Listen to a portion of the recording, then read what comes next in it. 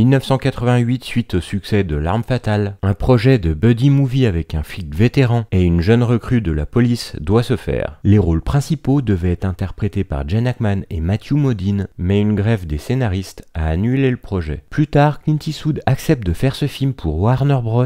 Si ces derniers financent le film Chasseur blanc cœur noir qu'il réalise. Le scénario est de Scott Pilgrim et Boaz Wakin. Eastwood s'attribue le rôle du vétéran et demande à Charlie Sheen, star montante, de prendre le rôle du jeune coéquipier. La Relève sort en 1990 aux États-Unis et en 1991 en France. Quiconque défigure un chef-d'œuvre comme ça avec une couleur comme celle-là mérite de se faire buter. Nick Pulowski, vétéran de la police de Los Angeles et spécialiste des voitures volées, essaie de démasquer Strom, un redoutable trafiquant. On lui adjoint un jeune coéquipier inexpérimenté, David Ackerman. Commence alors pour Nick et David une course-poursuite effrénée pour arrêter ce criminel au mépris de tout danger. Qui est au volant du camion? Le Père Noël. Et moi je suis la petite souris. En 1990, La Relève n'avait vraiment rien de spécial. Les buddy movies policiers étaient à la mode et Eastwood, dont la carrière était sans doute au plus bas après l'échec de Pink Cadillac, a sauté sur l'occasion en associant sa formule de l'inspecteur Harry, toujours tendance, et en enrôlant Charlie Sheen qui était alors en pleine ascension sur Platoon, Wall Street et les Indians pour être sa co-vedette. De tout l'engouement pour les buddy movies qui s'est répandu comme une traînée de poudre au cours des années 80 et 90, La Relève était facilement parmi les films les plus sous-estimés de la liste. Même s'il s'agit d'un succès financier mineur, qui a rapporté plus de 21 millions de dollars américains contre un budget économique de 10 millions de dollars américains, le film a été largement accueilli par des critiques mitigées. Une partie du résultat terne au box-office est liée au mauvais timing, où le film est sorti au même moment que deux autres films très populaires, dont Maman j'ai raté l'avion, tandis que Misery est resté à la deuxième place pour la deuxième semaine consécutive. Pour les fans de la saga L'inspecteur Harry, vous pourriez regarder ce film et vous demander pourquoi le personnage d'Eastwood n'a pas simplement reçu un Magnum 44 et s'appelle Harry Callahan. Eastwood joue un détective sans fioriture avec une aversion à avoir un partenaire. C'est en fait très difficile de regarder La Relève et de ne pas penser à Dirty Harry, ce qui est peut-être l'une des raisons pour lesquelles il est relativement inconnu. La seule différence entre Nick Pulowski et Harry Callahan est que Pulowski est plus inconscient et peut-être plus disposé à apprécier son travail, alors que Callahan est plus froid et agressif. Malgré d'autres différences mineures ici et là, Pulowski a la même attitude que Harry Callahan et les mêmes répliques sanglantes, ce qui fait que le film ressemble à un autre film de la franchise Dirty Harry de la meilleure façon possible. Mais La Relève est également plus orientée vers l'action. Il doit bien y avoir une centaine de raisons pour que je ne te bute pas. Mais dans l'immédiat, j'en vois aucune. La Relève se veut un mélange plus ou moins subtil de l'inspecteur Harry et de L'Arme Fatale, et le film restera dans les livres d'histoire d'Hollywood comme celui dans lequel Clint Eastwood se fait violer, même si ses thématiques masochistes dans la plupart de ses œuvres étaient déjà plus ou moins présentes. Chose ironique, une scène de sexe forcé sur le personnage de Harry Callahan était prévue dans le scénario, refusé par Clint Eastwood, repris pour le film Ricochet de Russell Mulcahy.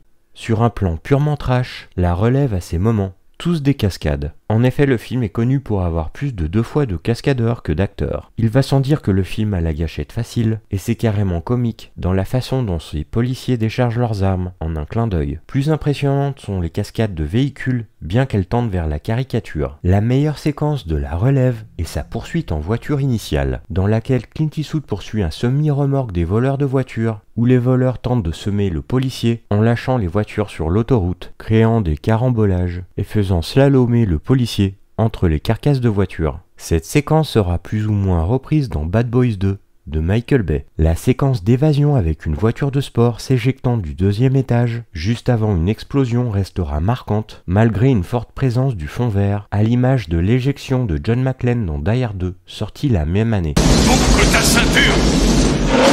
Plus tard, l'action se déplace à l'aéroport, en fait l'aéroport international de San José, pour une action à grande échelle sur la piste et une fusillade dans le terminal, assez sanglante. L'alchimie entre Clint Eastwood et Charlie Sheen passe bien, même si on sent légèrement Charlie Sheen sur la réserve. Le duo de flics obligé de s'associer, malgré leurs différences de statut social et générationnel, fait mouche. Les deux ne s'entendent pas, mais quand Nick se rend dans un bar de motards, les choses empirent. Ackerman est tabassé, et n'a toujours aucune idée de ce qui se passe. La glace entre les deux commence à se briser lorsqu'il montre un intérêt similaire pour les vieilles motos. Ackerman est capable d'en réparer une que Nick n'a jamais pu et l'amitié commence à se développer. Cette moto représentera dans le film le lien entre les deux hommes et le nouveau signe de virilité de la jeune recrue pour sauver son coéquipier et sa compagne.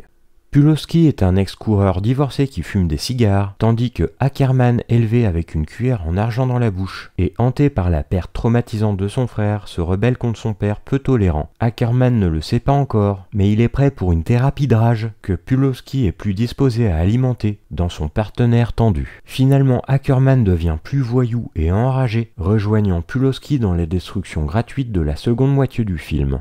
Et si jamais t'essayais de faire ton malin, je ferais gicler ta grosse merde de cervelle sur mon coéquipier. Même si le film n'arrive pas à la hauteur de ses modèles, L'Arme Fatale et l'Inspecteur Harry, La Relève reste néanmoins un polar appréciable dans les standards de l'époque. Langage ordurier et gradation dans les scènes d'action démesurées et violentes décomplexées. On peut y voir les prémices de la manière dont Clint Eastwood va déconstruire sa figure de dur à cuire dans des œuvres plus ambitieuses à l'avenir. Le relais est progressivement donné à Charlie Sheen durant le récit, qui endosse les principaux morceaux de bravoure et est celui qui règle leur compte aux méchants. De modèle à suivre, le personnage interprété par Clint Eastwood passe à la victime immobilisée et littéralement violée par une vénéneuse Sonia Braga dans le rôle de Liesel dans une scène troublante. Il ne peut finir qu'en vieux sage, observant le jeune loup reprendre le flambeau dans une scène finale en écho à la première, où c'est le personnage de Charlie Sheen qui est désormais le mentor actif de la recrue. La Relève est également connue pour avoir choisi l'acteur portoricain Raúl Julia dans le rôle de Strom, qui se trouve être un criminel allemand. Aussi étrange que cela puisse paraître, il fait du bon travail en jouant le genre de méchant que vous aimez détester. Ensuite, il y a Sonia Braga dans le rôle de soutien en tant que personnage de Strom, Liesel, qui est impliquée dans la scène la plus controversée et la plus médiatisée du film, celle du viol du personnage de Clint Eastwood. Il serait juste de dire que La Relève est beaucoup plus léger que n'importe lequel des films de l'inspecteur Harry, allant jusqu'à se classer comme une comédie. Il y a cependant un élément de confusion, car le film conserve une ambiance sérieuse, et il est difficile de dire quelles scènes doivent être prises au sérieux, et lesquelles ne le sont pas. Par exemple, au début du film, nous apprenons qu'Ackerman est hanté par les souvenirs de son frère tombant d'un toit, et mourant après l'avoir encouragé à sauter. Ce souvenir est représenté par une séquence de rêve grinçante, suivie du réveil d'Ackerman couvert de sueur. Cela ne sert jamais vraiment à grand chose. En raison de la façon dont la scène est exagérée, il est en fait très difficile de dire si elle est destinée à être drôle ou non. Quant à la scène où Pulowski est agressé sexuellement alors qu'il est menotté à une chaise, encore une fois la scène est minimisée et même plaisantée par Ackerman et Pulowski, suggérant qu'il est acceptable de faire passer un viol lorsqu'un homme est la victime. Le casting de Charlie Sheen est aussi un choix intéressant, car après La Relève, Sheen continuera à jouer dans un certain nombre de films parodiques, notamment Hot Shot et la série Scary Movie, ce qui rend à nouveau le genre du film quelque peu ambigu. Quiconque défigure un chef-d'œuvre comme ça, avec une couleur comme celle-là, mérite de se faire buter.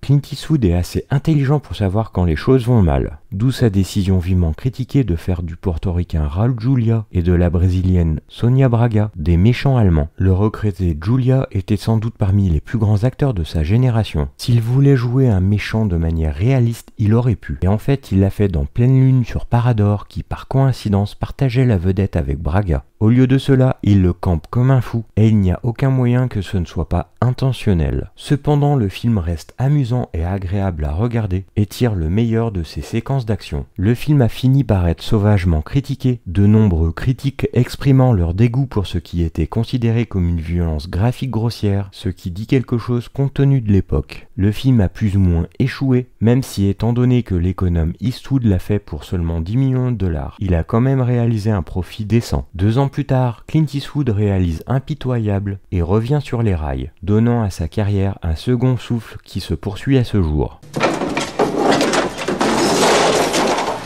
Meilleure berline du monde.